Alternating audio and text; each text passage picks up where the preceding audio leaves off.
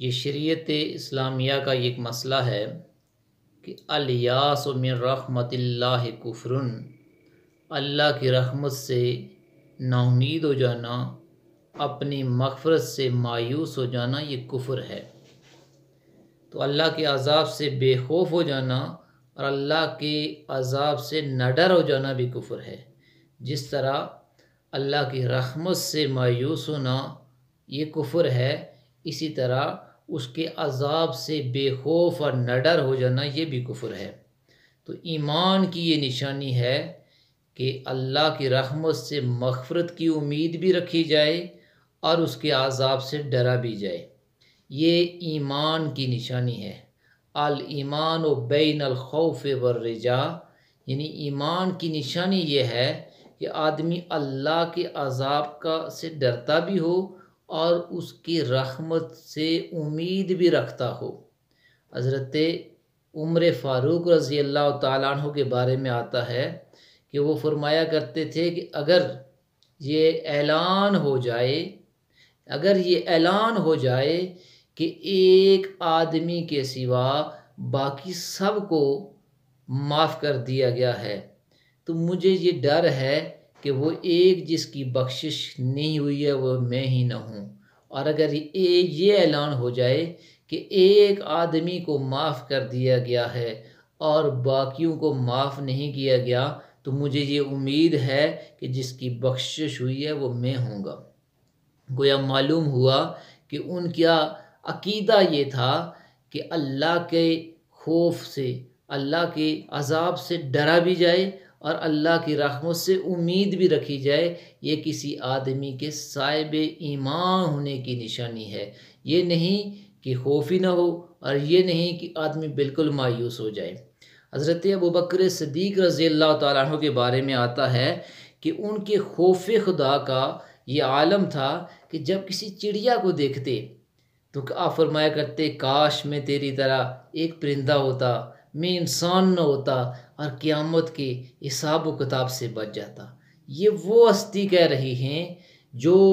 خلیفہ اول ہیں، جنہیں حضور علیہ السلام کی زبان مبارک سے کئی بار جنتی ہونے کی خوشخبری دی گئی۔ وہ ہستی کہہ رہی ہیں کہ کاش میں پرندہ ہوتا، میں ایک چڑیا ہوتا اور مجھ سے حساب و کتاب نہ ہوتا۔ یہ اللہ کے خوف، اللہ کا جو عذاب ہے اس کے ڈر کی وجہ سے ایسا کہہ رہے تھے، اور عاجزی اور انکساری کا یہ عالم تھا جس کی وجہ سے یہ کہہ رہے تھے۔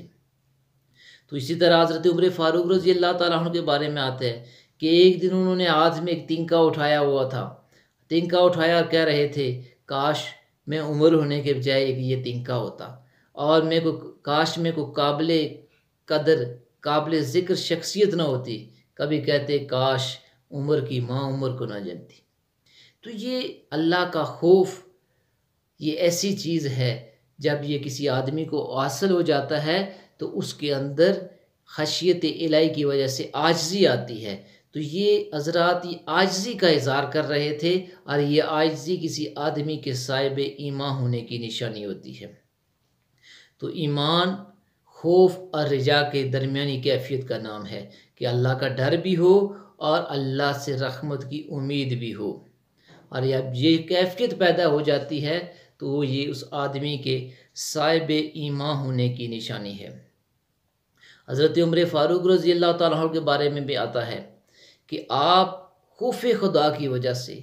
اتنے رویا کرتے تھے، کثرت کے ساتھ رویا کرتے تھے کہ آنسو بہنے کی وجہ سے آپ کے چہرے اقدس کے اوپر 2 لائنیں پڑ گئی تھی۔ یہ خوف خدا تھا، یہ خشیت الہی تھی۔ اور ایک دفعہ آپ سورہ الشمس کی تلاوت کر رہے تھے، اور جب وَإِذَا الصُّحُفُ نُشِرَتْ کی آیت پہ پہنچے کہ جب اعمال نامے کھولے جائیں گے تو آپ اس کو پڑھتے جا رہے، بار بار پڑھ رہے تھے، اور خوف الہی کی وجہ سے، خشیت الہی کی وجہ سے آپ بے ہوش ہو کر زمین پہ گر پڑے۔ حالانکہ یہ وہ شخصیات ہیں جنہیں جنتی ہونے کی بشارتیں دی گئی، اور جنہوں نے اپنے ظاہری آنکھوں سے آقا کریم علیہ السلام کا دیدار کیا، اور بڑا مقام و مرتبہ ہے، لیکن یہ عاجزی، یہ انکساری کا یہ عالم ہے کہ خشیت الہی کی وجہ سے بے ہوش ہو جاتے ہیں۔ تو یہ خشیت الہی کا ہونا کسی آدمی کے صاحب ایمان ہونے کی نشانی ہوتی ہے۔ تو یہ سارے واقعات، یہ آیات ہماری توجہ اس طرف دلا رہے ہیں کہ ہر وقت ہمارے دل میں رب کا خوف ہونا چاہیے، خشیت الہی موجود ہونی چاہیے، اور رب کی رحمت سے مایوس بھی نہیں ہونا چاہیے۔